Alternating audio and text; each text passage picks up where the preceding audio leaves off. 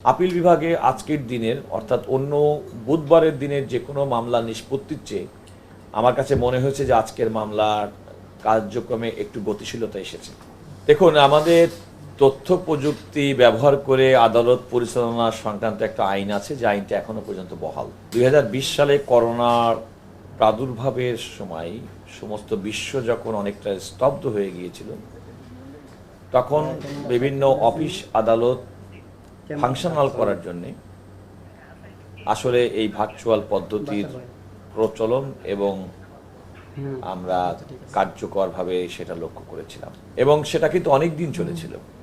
এবং আপনাদের যদি মনে থাকে, 2020 সালের পরে কিন্তু দীর্ঘদিন পর্যন্ত করোনা মহামারীকালে আমাদের আদালতগুলো শুধুমাত্র সুপ্রিম কোর্টের আপিল বিভাগ কিংবা হাইকোর্ট বিভাগ নয়, সারা দেশের প্রত্যেকটি আদালতও কিন্তু একটা পর্যায়ে কিন্তু ভার্চুয়ালি তথ্য প্রযুক্তির মাধ্যমে অনলাইনে চলার একটা চলছিল।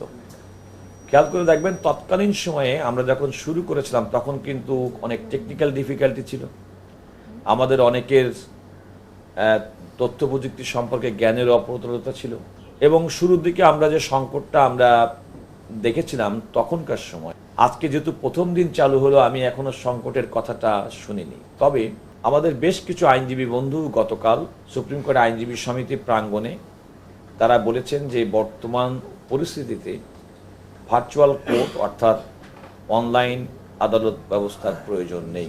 এই ক্ষেত্রে আমার একটাই বক্তব্য, সেটা হচ্ছে, দেখেন, আদালত পরিচালনাটা সম্পূর্ণভাবে এই সুপ্রিম কোর্টের আমাদের বাংলাদেশের মাননীয় প্রধান বিচারপতি তিনি আদালত ব্যবস্থাপনারা সুনির্দিষ্ট করে থাকেন। তিনি আদালতের পদ্ধতি, আদালতের বিচারকদের দায়িত্ব বন্টন থেকে শুরু করে সমস্ত কিছু কিন্তু তার উপরে নির্ভর করে। উনি মনে করেছেন সপ্তাহে 2 দিন ভার্চুয়াল কোর্ট করলে সুবিধা হবে, সেই বিবেচনায় করে উনি এটা করেছেন। আমার এই কথা বলতে বিন্দুমাত্র দ্বিধা নেই। ওনারা সিদ্ধান্ত গ্রহণের সময়, সম্ভবত এটা 7ই এপ্রিল, আমি আমাদের অতিরিক্ত অ্যাটর্নি জেনারেল এবং সুপ্রিম কোর্ট আইনজীবী সমিতির সভাপতি ব্যারিস্টার এম মাহবুদ্দিন খোকন, ভারপ্রাপ্ত সম্পাদক ব্যারিস্টার মাহফুজুর রহমান মিলন সহ আমাদেরকে কিন্তু ডেকেছিলেন, এবং ডেকে তিনি আমাদেরকে বলেছিলেন যে তিনি সপ্তাহে 2 দিন ভার্চুয়াল কোর্ট পরিচালনা করতে চান। উনি আমাদেরকে অত্যন্ত পজিটিভ চিন্তা থেকে বলেছিলেন যে যদি কমপক্ষে 2টা দিন যদি আমরা করি, তাহলে হয়তো আমাদের জ্বালানির উপরে চাপ কমবে, এবং আমরা আমাদের যে কিছুটা সংকট সে সময় মনে হচ্ছিল, সেই সংকট মোকাবেলা করার জন্য এই পদ্ধতিটা ভালো হবে। তো তিনি আমাদেরকে ইনফর্ম করার পরে সেটা আজকে থেকে কার্যকর হয়েছেন, এবং এর সুবিধা এবং অসুবিধা যেটাই হোক না কেন, আমরা যদি কোনো কারণে বুঝি যে এর অসুবিধা হচ্ছে, তাহলে আমরা সেটা মাননীয় প্রধান বিচারপতির কাছে তার দৃষ্টিতে আনতে পারি। আবার যদি দেখি যে না, ওনার এই সিদ্ধান্তটা আমরা সবাই রপ্ত এবং অভ্যস্ত হয়ে গেছে, তাহলে সেক্ষেত্রেও হয়তো তাকে আমরা বলতে পারি।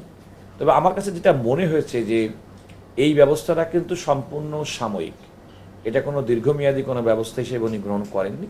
এটি একটি সাময়িক ব্যবস্থা, এবং এই সাময়িক ব্যবস্থা যতদিন প্রয়োজন মনে করবেন উনি, তারপরে আমার বিশ্বাস যে তিনি এটা রিভিউ করে নিয়মিত আদালতেই এটা নিয়মিতভাবে আমরা শারীরিক উপস্থিতিতে আদালত পরিচালনার যে রেওয়াজ এবং রীতি আমাদের দেশে, সেটি আসলে সেদিকে আমরা ফিরে যেতে পারবো বলে আমি আশা করি।